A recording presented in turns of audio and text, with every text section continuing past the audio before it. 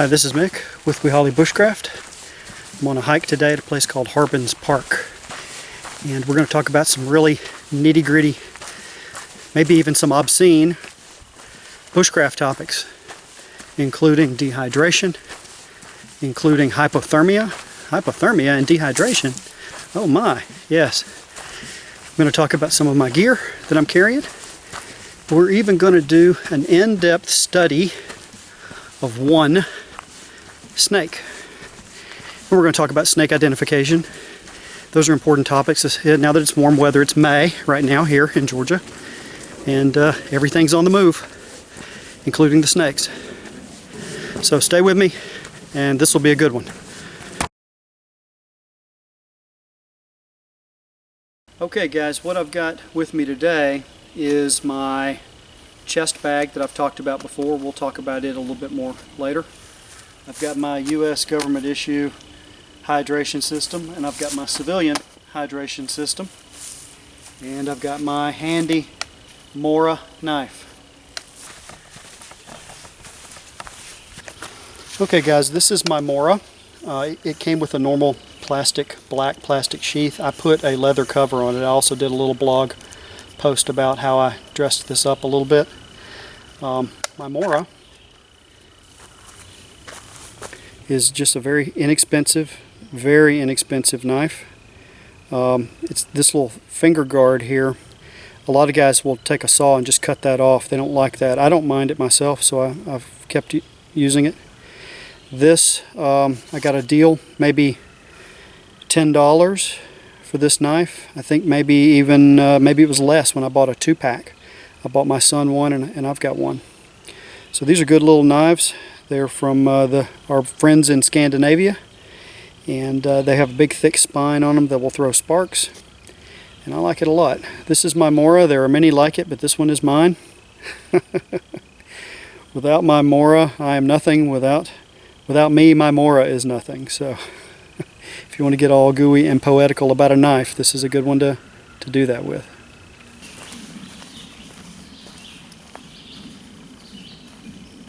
Alright, a little more up close with the chest bag. It's got a zipper here, and inside is my reading glasses, my jerky, some other things. It's got a pocket here. Here are my keys. It's just big enough for something along those lines. This flops open. You can put material in here. You can also access the whole zipper section here. This came from the People's Republic, and so far it's been a good purchase. On the back there's one more zipper. I guess you could put a wallet or credit cards or whatever you wanted to here. So this is sort of a slightly more modern version of a belly bag. You used to carry belly bags. Well, they've actually come back into style now. I've seen ladies carrying them, and my wife has actually ordered one. So this to me is a little more capable than a belly bag. I can just grab from here as I'm walking, and it's much more convenient than trying to shuck all of this and continue walking at the same time. So think about some kind of a rig a little bit like this when you're on a long hike. It'll be helpful.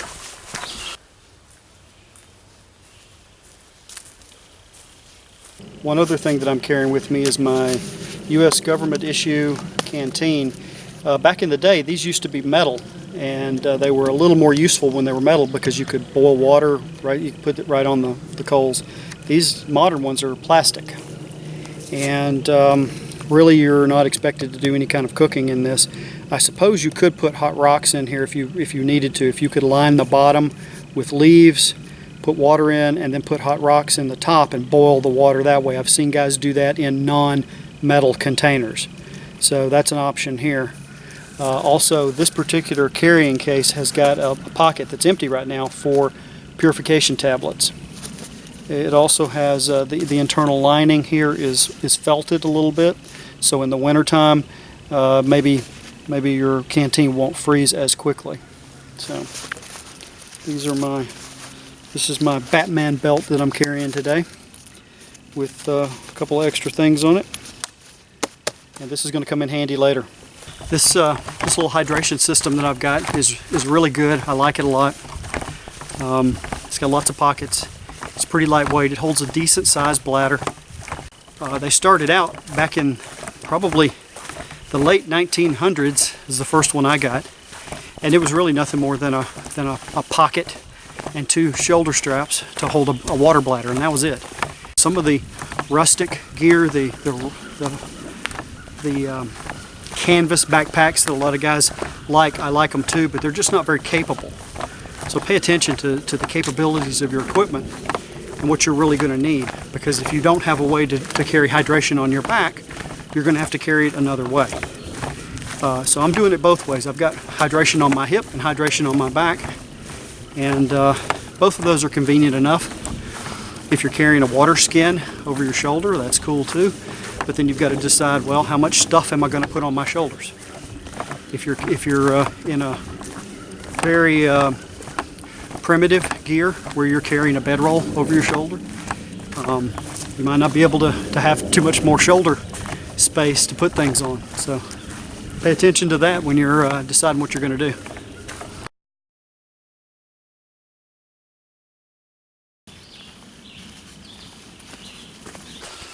I'm currently walking generally downhill, and that is an encouraging sign. From a survival standpoint, or camping or bushcraft standpoint, generally moving downhill is generally going to take you toward water. So I know from my experience down here that there are streams. They dry up, I think, down to almost nothing some parts of the year. It's been a little rainy here this spring so far, so maybe there'll be a good stream down here.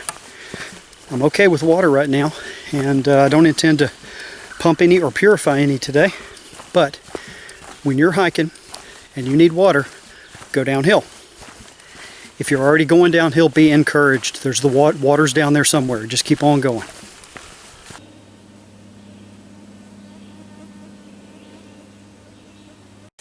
You should be moving at a pace that is comfortable and that does not make you breathless and allows you to breathe mostly through your nose.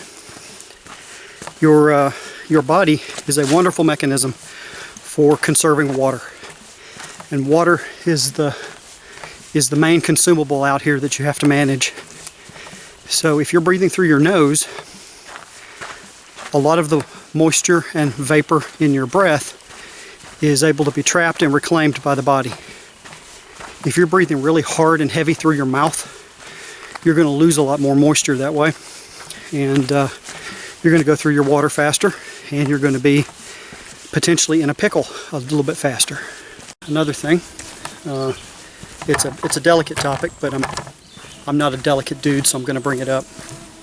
This time of year, you should pay careful attention to the amount of urine that you're producing when you're out in the woods and the color of the urine you are producing.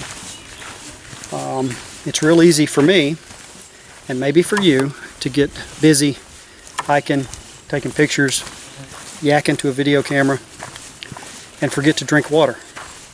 You're feeling good, you know, everything's okay. By the time you're thirsty, you're already dehydrated.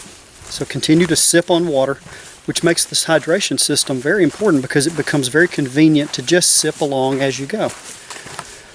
If you're not urinating about every hour, give or take, and you guys can look it up online to get an exact measurement from other sources, my guideline is about an hour. If you're not urinating, then you're not drinking enough.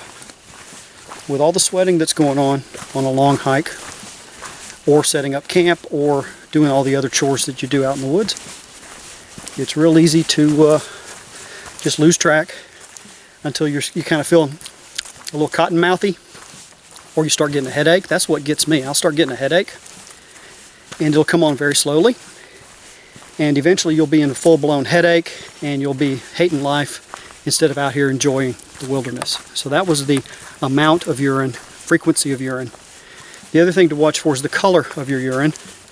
We don't pull any punches with the Boy Scouts. I'm a Boy Scout leader, and we tell them, we have a color chart in the latrines. This is, try to match the color of your urine to the color on the chart. And you want your urine to be very, very clear. You don't want it to be very, very yellow. You certainly don't want it to be dark orange looking. So while that might be a delicate topic that I hope not to offend anyone, it is an important topic.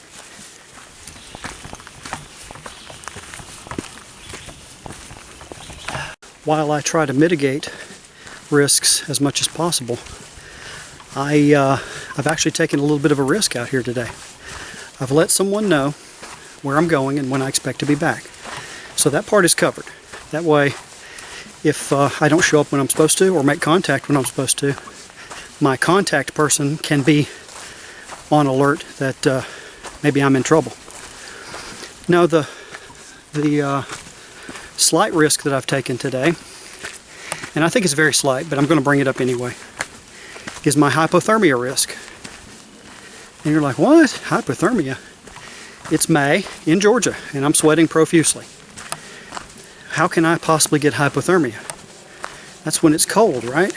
Well, yeah, but here's how it happens. A nice rainstorm comes along and the wind is blowing and it drops, 5 or 10 degrees just from that. And then it starts raining and you get really good and soaked. And the temperature keeps going down because that thunderstorm was because of a cold front. So the wind keeps up, you're good and wet, and you're not paying attention because, hey, it actually feels good, right? Because I'm all hot and sweaty. Kind of feels good to be rained on and cooled off. But what ends up happening is you can start getting the symptoms of hypothermia when the conditions are just right in temperatures as warm as 60 degrees. 60 degrees is not very cold, is it? 60 degrees, a lot of us are walking around in shorts, t-shirts. So the risk that I've taken is I haven't brought another layer with me and I haven't brought a rain layer with me. That's a risk that I'm taking this trip. So I wanted to let you guys know that if I die of hypothermia in May in Georgia, which will be a miracle, I believe, then that's why I did it, my own stupidity. So learn from me, be careful, pay attention, and maybe I won't get wet today.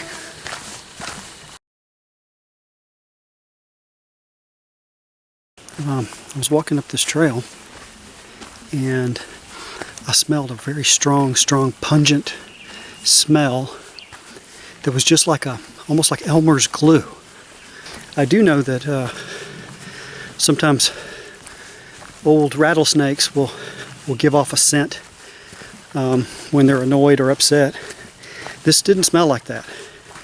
The scent that's been described from rattlesnakes is kind of a goat smell, like a barnyard smell. And I've run into that before in the woods. This was something different, so I'm bringing it to your attention. You guys that are smarter than me, if you know what might make that kind of a very tart Elmer's glue type of smell, let me know. Okay, let's play a game called Spot the Snake.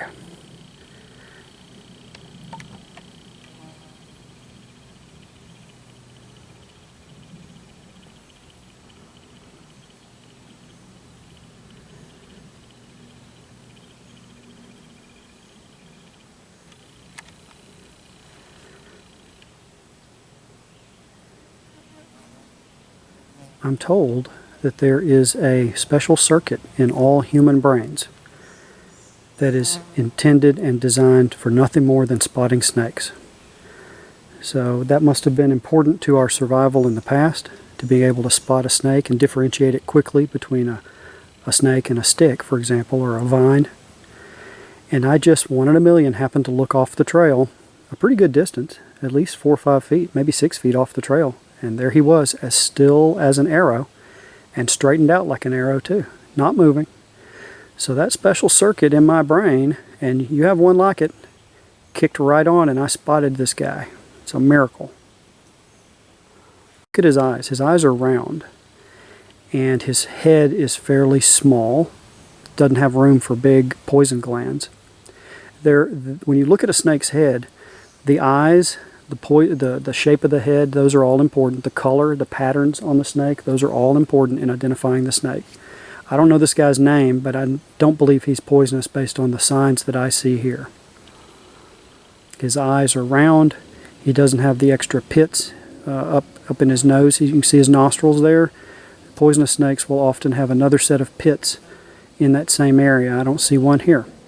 So I'm not scared of this guy, and I'm not going to bother him, and I'm not going to molest him or hurt him in any way.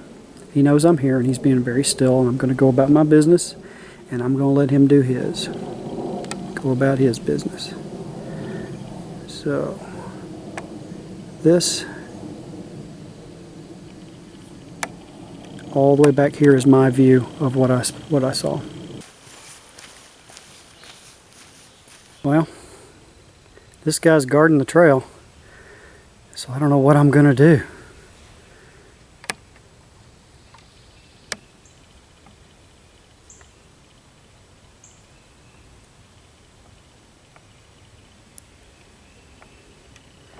Maybe I can get around him after all. What do you think?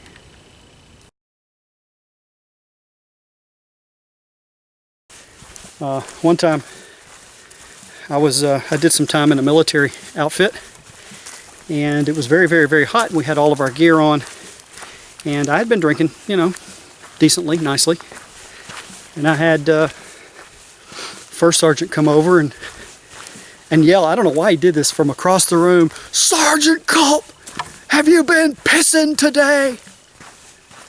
So, "Yes, First Sergeant." "What color was your piss, Sergeant?" "First Sergeant, my piss was black." He was like, "Oh my God!" The whole room laughed. So, if you have black urine, you should be calling someone.